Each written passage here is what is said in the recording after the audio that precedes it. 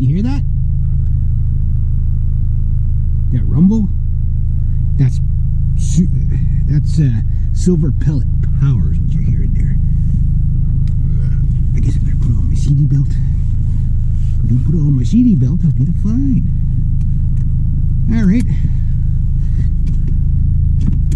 Okay, so in my last video I got sidetracked. Believe it or not, I get sidetracked from time to time. Yeah, me. You think I'd have a short attention span or something? Where am I going here? Oh, look at the squirrel. Anyway. Stop when I hear the crunch. See, as long as it's a light crunch, you're okay. It's the heavy crunch, you know you're doing damage. You just gotta know how to hit things, that's all. All those people with those sensors on the cars for backing up and stuff, it's like, no bravery whatsoever. It just mirrors that. Out way further than it should be.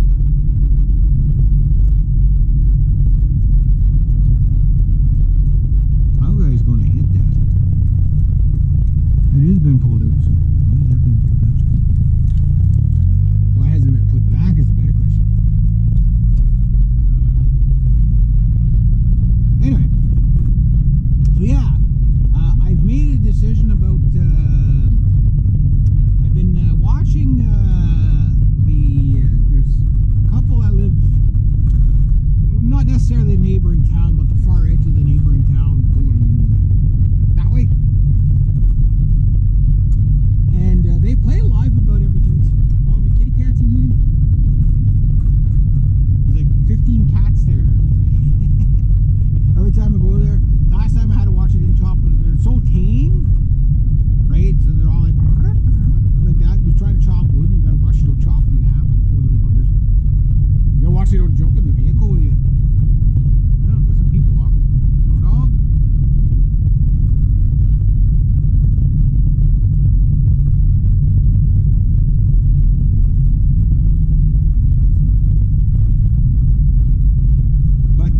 Anyway, yeah, so I've been watching the guy's name's Bo and the lady's name's Mandy. And I've been watching some of the stuff they're doing and stuff like that. And it's like, oh, they seem a little bit more in line to what I want to do, right? I thought they were just doing country and stuff like that, like as a country duo. But he was out there shredding on his Ibanez, and he was shredding pretty good, and I'm like, but what they do is they have like pre-recorded tracks. You see a lot of musicians do this, where they have like a pre-recorded drum track and the keyboards on it, they play along with it, right? There's nothing wrong with that, but it's always best to have a real band, right? But they're more looking for a drummer. They've got a bass player that they've been working with for years. I think he said 18 years they've been working together, so I won't be playing bass, but well, you never know unless the other bass player's not available. But I got options here. Now, there's a third option, is they have a drum kit, right? Now, I've been really researching microphone, recording mics, and drums the last past couple of days. I do it from time to time, because my credit card is getting low enough where, not quite yet, I want to do another payment or two yet. But either possibly this month. Right now I could buy a base model drum kit, just. But after doing one more payment, you know, I'd be okay, right? Because my payments won't be over $200 a month. I still got about $2,400 left to pay off on my credit card right now. So if I'm down to 22 and they put another $800 on there, no problem. But if I can get the credit card, say, down to $2,000, then I can go one tier up from the base model to just a little bit higher than that. And it'd be like the second line model, so, you know, slightly bigger kit, maybe a 5-piece kit or whatever. I really don't want a super big kit. I really don't. I want, like, what they would call more of a jazz kit, right? Not because I'm going to be playing jazz. Like, I want a jazz kit with a double bass pedal, just because I don't want all the volume, right? Even for rock metal stuff, you can get a really good sound out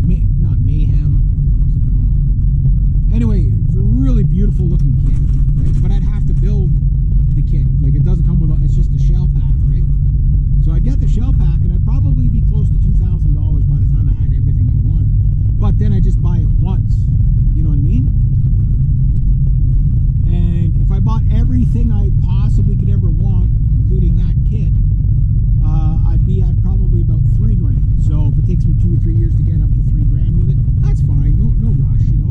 As long as I got the, you know, something to start with. So do I hold out? Because I mean, I've held out this long for a drum kit, and like, never mind buying the beginner kit, and then dog.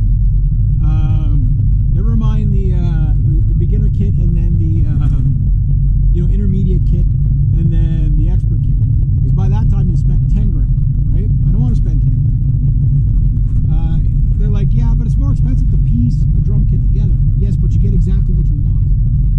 What's that worth? You know what I mean? And you don't go through all this trial and error stuff. And you say, yeah, but with drums it doesn't work like that. You got to do trial and error because you don't know what you want. Wrong. Let me tell you about my drum experiences. Holy, I'm gonna bounce off this road.